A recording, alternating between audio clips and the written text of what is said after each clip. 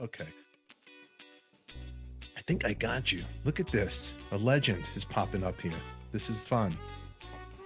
You have a good sense. I hope, Mr. Coley, I hope you have a good sense of humor with me. Are you kidding, man? I got the best sense of humor than anybody in the world. I am the least offendable person in the world. I am Stephen. You're beautiful. You're an artist on record. Your ultimate intimate conversation with your favorite artist. Who do we have in the hot seat tonight? The legendary John Ford Coley. He's in the hot seat. Man's a legend. Great rock and roll stories. We're going to get to know him. He's going to get to know you. It's all going to start right now. Don't touch that dial.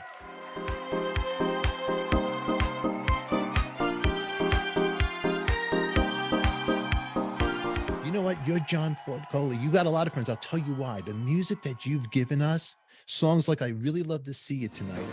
I'm not talking about moving in, and I don't. We'll never have to say goodbye again. We'll never have to say goodbye. Love is the answer. Love is the answer. Nights are forever without you. Nights are forever without you. I could go on. These are songs that brought relationships together. And when people broke up with each other, they still listen to those songs. And you brought people back together. So if you're not the most friendliest guy in America, making people unite again from the love music that you brought to us, no, come on. Now, let me tell you what I tell people from the stage after I play Sad to Belong. I noticed that people after the shows, when they're out meeting everyone, some a little bit agitated. I couldn't quite figure it out. You know, I would see this quite a bit. And one night there was this lady's talking to me, and she's going on and on and on about her old boyfriend when she was, you know, this song, and I'm seeing her husband go, and I thought, she's okay. I get it. I get it. And I tell them, look, the chances are pretty good. The person you came with tonight might not be the person you're thinking about, and they might not be thinking about you during the song. It's okay. It's 50 years ago. Get over it. You know, it's like, come on, just let it go.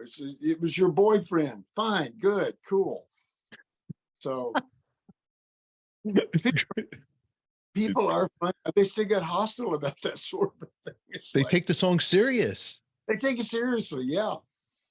Have you ever met somebody like that went up to you and it goes, but you don't understand. Nights are forever. You don't understand what I wrote a book, and it tells a story about this one lady who came up to me. Literally, it went just like this. She grabbed me by the hand, had one of the old LPs. She was very corporate looking, lawyerly looking, you know, and she very close to me in her sweet voice. She said, I want you to know, my fiance and I fell in love to your song, Nights Are Forever Without You. We danced to the song. We loved to the song. We did everything to that song, you know, and not being remotely interested in what that lady's everything included. I just said, well, thank you very much. That lady got about that far from my nose, and a voice I didn't recognize. She said, and then that blankety blank so-and-so left me, and I've hated your song ever since. And it's like, whoa, where'd that come from? You know, it's like I felt like I'm talking to Satan. It's like he morphed him big in my face. And I wrote that story in the book. It opens the book. That's actually what got me to write the book. You met the Susquehanna hat company, hat lady from Abbott and Costello. Those hats. Slowly I turned Niagara Falls step by step. That's what it was. You'd be surprised at things that happen out on the road. Sometimes it's comical. Sometimes you just go, okay. All right. Don't take it so hardly. I'm a musician. It's my job. Right. But again, earlier, they take this thing very, very seriously. And I understand that. And it's great. And I love it. But it's like sometimes it gets a little bit weird. I mean, we're all fans of some. Who are you a big fan of? Like somebody who was growing up as a kid. Who did you like? I love Buffalo Springfield. There was a lot of I'll tell you a story, okay? Because again, I'm a Texas boy, so I tell stories all the time. I love it. We were the first record, and we had an engineer by the name of Henry Louis, and Henry's German. He's into meditation. He's all these things. So he would take time off during the sessions. He'd go meditate. We'd go someplace else. He comes back in, It's just, I'm in the studio. So he just starts talking to me and he says, John, who do you like? Who do you really like musically? And I said, Henry, man, I don't like mainstream stuff. I mainly fall in the line of people that are a little bit different. I said, as a matter of fact, there's this one girl just knocks me out. I don't know if you've ever heard of her, Joni Mitchell. You heard of her? And he looked at me and he said, John, are you serious? And I said, no, have you heard of her? And he goes, John, I'm her producer. She's recording over in Studio C on Saturday. You want to come over and see her? So I went over and watched Joni Mitchell record 2 songs on the Blue album. I just missed James Taylor by about 10, 15 minutes. He had played on that. And it was like, yeah, so I listened to the people that I thought were weird, people that actually had musical talent, like a Dan Fogelberg or, Moby Grape, things like that. People didn't really know who a lot of those people were, but those were the ones because they were musical. And I love the music. When you met Dan, England Dan, and I know the story, it's a funny story, and I heard you say, but I want you to share it with my viewers because he had a fake accent. And so I got to know about this whole story, meeting him and all that. Can you take us back a little bit? I can't, there was Dan was in an established band called the Playboys 5, and they had a guitar player that quit. Dan wanted another guitar player. Everybody else wanted a keyboard player. So I auditioned, I get the gig. And Dan and I, we just did not get along at all. I'm trying everything in the world not to tick him off because he's a lead singer and saxophone player. And so we ended up driving to gigs together. So we'd sing Everly Brothers and Righteous Brothers. And he always grabbed the lead. I always took the harmony because that was what I excelled at. And we just kind of established a sound, just kind of watched that thing grow over the years. He used to walk around because the Beatles and were Stones and all those guys were really big back during the time we were doing this. So he's trying to fake the English accent. No, don't call me Dan, call me Don. It's like, okay, here we go. So, and that name, actually, Jimmy Seals, his brother from Seals and Crofts, is the one who came up with our name because we were called Collie Whalen at the time when we started playing by ourselves. And so no one could get Collie. They've never been able to pronounce my last name. So Jimmy said, let's drop an L from that, put Ford in, because for him, it was John Ford, the big director. For me, it was John Rip Ford, the Confederate general that won the last battle of what we call the War for Southern Independence down in Texas. He also was one that picked up a bunch of the guys from the Alamo and helped bury them. Wow. So that was the name for me. And it just kind of stuck, with England Dan and John Ford Coley, because you're always looking for a name. You've got the opportunity to take your last names like Loggins and Messina, or Seals and Crofts, Hall and Oates, or the Carpenters, you get a name. But the best thing in the world that ever happened to me was I got to use my name in the group name. So when somebody asks me who I am, and I go, John Coley, they you can see their eyes kind of flicker, and they go, England Dan and John Ford Coley? I go, yeah. I'm not talking about millennium, and I don't. I mean, it was the greatest thing that ever happened to me. Yeah. So, complete accident. It wasn't something that was done by design. It was just an entire accident. You guys didn't get along, right? It's so crazy. Right. It's so crazy. Just later on, we got to be closer than brothers. I mean, literally, we could read one another's minds from great distances away. There was one time I was at school and Dan just arbitrarily, we didn't have phones like we do now, 67, 68. And so he's coming up. He's got an idea for a song that's 40 miles away to Denton, Texas from Dallas. And I'm sitting there going, Dan's coming. Dan's coming. And bingo, he's at the door. And I went, so we really could read one another's minds pretty well. We got to be closer than brothers. That's wild. That's a brotherly thing. And all from the music. So the bond happened when you guys were doing those drives, Everly Brothers just singing. That's when it started connecting. Music. Yeah, we had a lot of shared interests. Dan was a very wise man. He was very sage-like. And so he was very funny.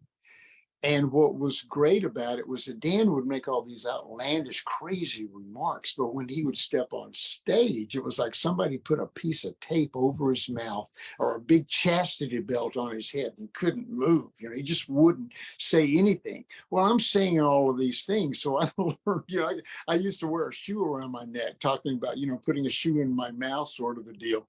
And I just learned to talk, because I was kind of quiet about those things. You know, I would tell jokes to people and stuff, but I never got outlandish. And then it just grew and grew and grew.